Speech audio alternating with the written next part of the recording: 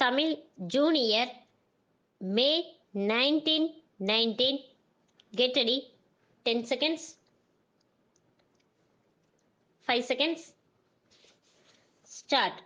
தலைவர் அவர்களே, உழைக்கும் சிறுவர்களுக்கு பாதுகாப்பு அளிக்கும் வகையில் இங்கே கொண்டு வரப்பட்டுள்ள மசோதாவை ஆதரித்து எனது கருத்துக்களை சொல்ல விரும்புகிறேன். உழைக்கும் சிறுவர்களின் எதிர்காலத்தை பற்றிய சிந்தனை இன்றைக்கு உலகம் முழுவதும் பரவியுள்ளது. கல்வி எனும் ஊட்டச்சத்தினால் வளர வேண்டிய அறிவு அவர்களுக்கு எட்டா கனியாக இருக்கிறது என்பதை நாம் அறிவோம். அவர்களது உழைக்கும் உரிமைக்கு பாதுகாப்பும் சலுகையும் கொடுப்பதற்கு முயற்சி செய்கிறோமே தவிர அந்த நிலைக்கு சிறுவர்கள் தள்ளப்படாமல் இருப்பதற்கான வழிகளை நாம் இன்னும் தேடவில்லை என்றே நான் சொல்லிக்கொள்ள விரும்புகிறேன். நமது நாட்டில் மட்டும் இந்த நிலை இருப்பதாக நான் சொல்ல மாட்டேன். பொருளாதார வளர்ச்சி பெற்ற நாடுகளிலும் இதே கதிதான் உள்ளது. இந்த பிரச்சனைக்கு மூல காரணமாக வறுமையை சொல்கிறார்கள். வெளிச்சமும் காற்றோட்டமும் இல்லாத சிறிய இடங்களில் ஒவ்வொரு நாளும் பல மணி நேரம் வாரம் முழுவதும் உழைக்கிறார்கள்.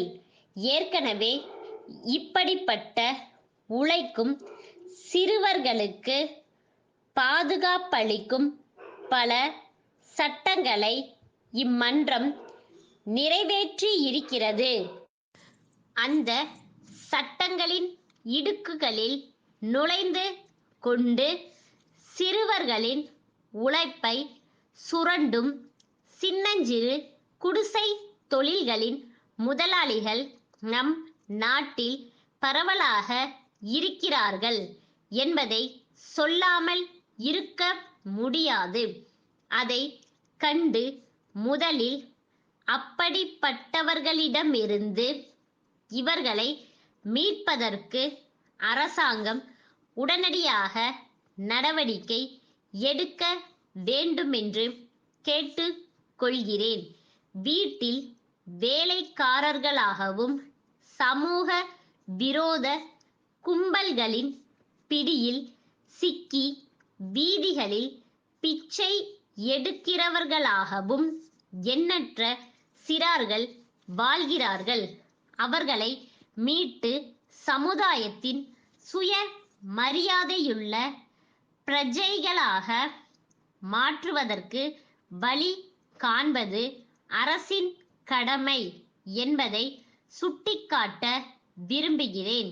உழைக்கும் சிறுவர்கள் தங்கள் உரிமைகளை உணரும் வகையிலும் தன்னம்பிக்கை பெறும் முறையிலும் அவர்களுக்கும் அவர்களது பெற்றோர்களுக்கும் கல்வி அறிவு புகட்டப்பட வேண்டும். பத்திரிகை, வானொலி, தொலைக்காட்சி போன்ற தகவல் சாதனங்கள் மூலம் விழிப்புணர்ச்சி ஊட்ட வேண்டும். நாம் இயற்றுகிற சட்டங்கள் சரிவர நடைமுறைப்படுத்தப்படுகின்றனவா என்பதை கண்காணித்து உழைக்கும் சிறுவர்கள் உரிமையும் பாதுகாப்பும் பெற அரசு முழு முயற்சி எடுத்துக்கொள்ள வேண்டுமென்று கேட்டு அமைகிறேன். தஞ்சாவூர் அரசு ஊழியர் கூட்டுறவு உணவகத்தின் தலைவர்.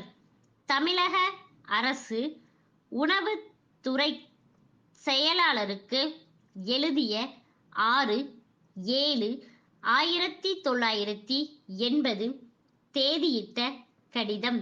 ஐயா, நாங்கள் கூட்டுறவு முறையில் நடத்தும் உணவகம் பல ஆண்டுகளாக நல்ல முறையில் செயல்படுகிறது. குறிப்பாக இட்லி, தோசை, பொங்கல் ஆகியவற்றை மிக குறைந்த விலையில் வழங்குகிறோம். அதன் காரணமாக விற்பனை நாளுக்கு நாள் அதிகரித்த போதிலும் அரிசியின் விலை ஏற்றத்தால் பிரச்சனை ஏற்பட்டுள்ளது. ஆகவே வெளி சந்தையில் அரிசியின் விலை ஓரளவு கட்டுப்படுகிற வரையிலாவது எங்களுக்கு குறைந்த விலையில் அரிசி வழங்குமாறு கேட்டுக்கொள்கிறோம்.